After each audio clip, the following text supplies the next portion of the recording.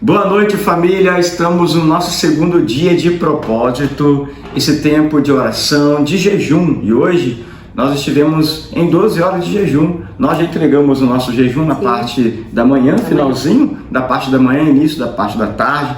Logo no meio-dia oramos, clamamos a Deus, buscamos ao Senhor pela nossa vida, pela obra que Deus tem através de nós no Ministério Pastoral e também pela nossa igreja Metodista em Cascadura. Você que ainda está em jejum, talvez você vai entregar daqui a pouquinho à meia-noite, que seja um tempo maravilhoso de experiências com o Espírito Santo. E é isso que o Senhor quer nos proporcionar. Esse tempo de jejum, esse tempo de 21 dias de propósito, é tempo da gente buscar, mergulhar, imergir na presença do Senhor. É tempo da gente conhecer mais aquilo que o Senhor tem a revelar para nós e aquilo que Ele só revela a nós no secreto, no tempo de busca, no tempo de entrega, no tempo de consagração. É o que nós falamos no domingo na pregação, lá no livro do profeta Daniel, no capítulo 10 de Daniel, nós falamos sobre isso, que o jejum ele pode nos proporcionar. Hoje, no capítulo 2 do Evangelho de João, nós temos dois fatos tremendos narrados aqui em João. Dois textos conhecidíssimos, dois textos lindos. Começa no capítulo 2, a partir do versículo 1. Do versículo 1 até o versículo de número 11, nós vamos ver uma história tremenda, um casamento, o casamento mais famoso da história. O casamento que nós não sabemos os nomes dos noivos, mas sabemos que ali tinha um convidado de honra, um convidado especial, que é Jesus. E o texto vai nos falar de que houve um momento em que o vinho havia acabado. O vinho havia acabado, e para a cultura judaica, quando o vinho acaba também a festa.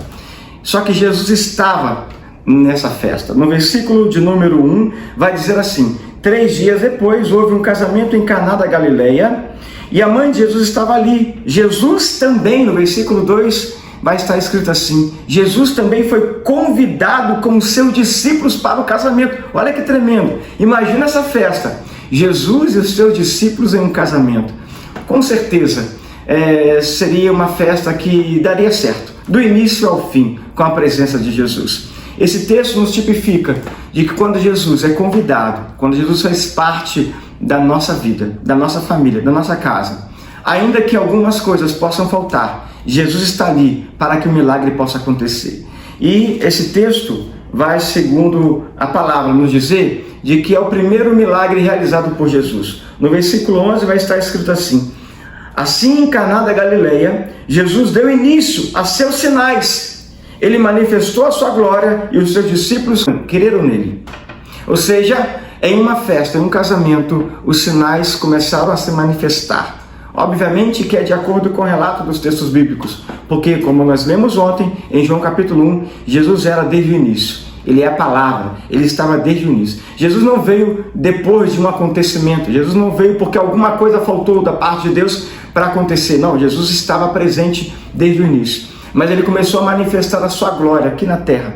Aqui nesse texto vai nos dizer que nesse casamento, o que está faltando para a sua vida, seja o que estiver faltando, Jesus, quando é convidado, quando ele faz parte, ele traz para você o milagre que você precisa. Aqui o vinho havia acabado, mas Jesus transforma a água em vinho. Ele pede água, muita água, e aquelas águas foram transformadas em vinho. Ou seja, voltou a alegria, voltou a festa. Mas o texto também nos fala de um outro fato tremendo e maravilhoso, onde a pastora Carla, hoje pela manhã, na sua devocional, bem cedinho, ela teve uma experiência profunda com o Espírito Santo nessa segunda parte do texto de João capítulo 2, que vai nos dizer a partir do versículo 13. Esse texto que está a partir do versículo 13 nos fala sobre a purificação do templo. Como o pastor bem disse, hoje pela manhã o Senhor me falou alguns segredos e algumas profecias ao nosso respeito como igreja. Eu quero compartilhar com você nesse tempo. Nesse texto do versículo 13, nos fala sobre essa purificação do templo. E o templo, nós sabemos que fala de mim, fala de você. O templo somos nós, a morada e o lugar da habitação do Senhor. E olhando para esse texto, eu quero pontuar algumas coisas para você hoje. A primeira coisa é que Jesus, naquele episódio, naquele acontecimento, ele chega naquele lugar onde a casa de Deus, o lugar de Deus, havia se tornado um comércio.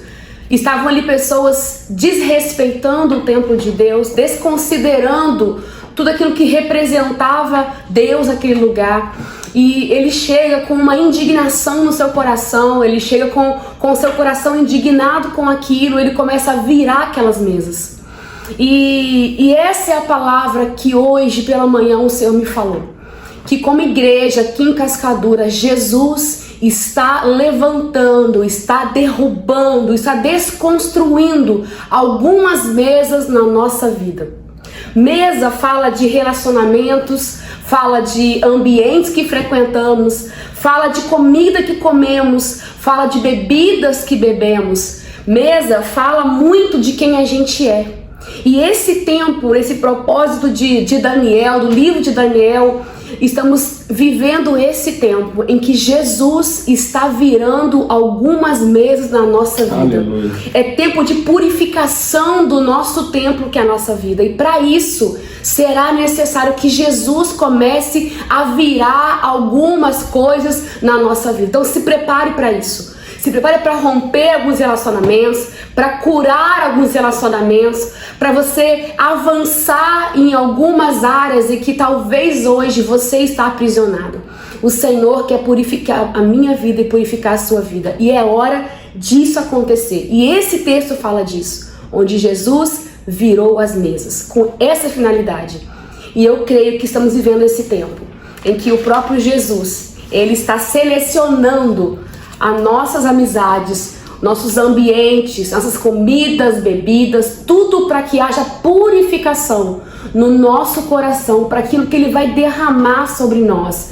É tempo de revisar fundamento e relacionamento familiar, amizade, tudo que diz respeito a nós, fala também de fundamento, são estruturas que compõem a nossa vida. Então é tão necessário com que essas mesas sejam tocadas por Jesus, sejam purificadas pelo Senhor. Mas no segundo ponto ainda, quando tudo isso acontece no templo, Jesus ele estava ali indignado sobre uma negociação que acontecia ali. Aquilo que era sagrado, aquilo que era puro, aquilo que era para oferecer a Deus, haviam pessoas vendendo isso. Haviam pessoas se utilizando de benefício próprio para poder oferecer coisas a Deus.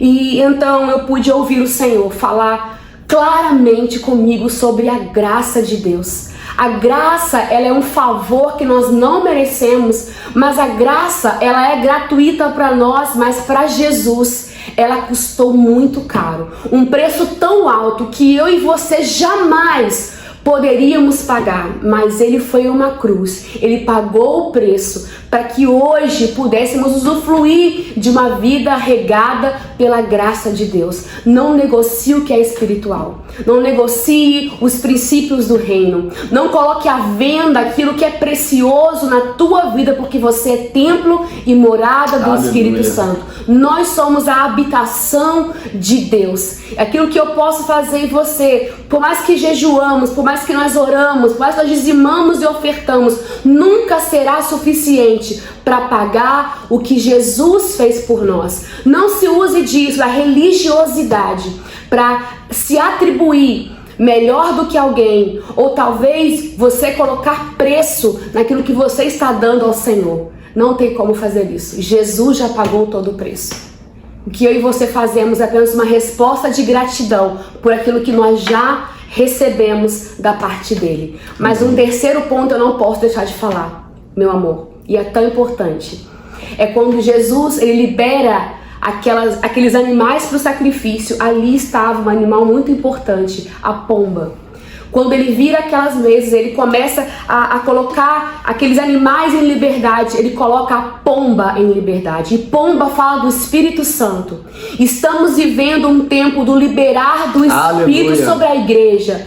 Aqui vamos viver um tempo sobrenatural do Senhor. Jesus está liberando o Espírito Santo sobre a nossa vida. E toda a estrutura que construímos, seja física, espiritual, mental, psíquica, para que nós seguramos e retemos para não fluirmos. É tempo do Senhor quebrar essa estrutura e fluir do Espírito através de nós e na nossa vida. É tempo de liberdade do Espírito. Fluirmos do Espírito Santo e liberar tudo que o céu tem para nós nesse tempo. Não podemos profanar aquilo que é sagrado. Amém. Aquilo que foi consagrado ao Senhor. Não podemos profanar. O templo estava sendo profanado, não é? O versículo 15 fala que Jesus expulsa ali todos do templo, ele derruba o dinheiro dos cambistas e ele vira então as mesas. É tempo de uma virada de mesas. Amém, amém, é tempo de uma virada de mesas na nossa vida. Amém. E só para concluir então, ele disse assim, olha, destrua esse templo, versículo 19,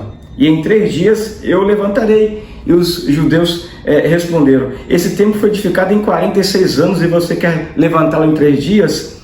Aí Jesus, de uma forma tão poderosa, vai dizer, ele se referia ao santuário do seu corpo.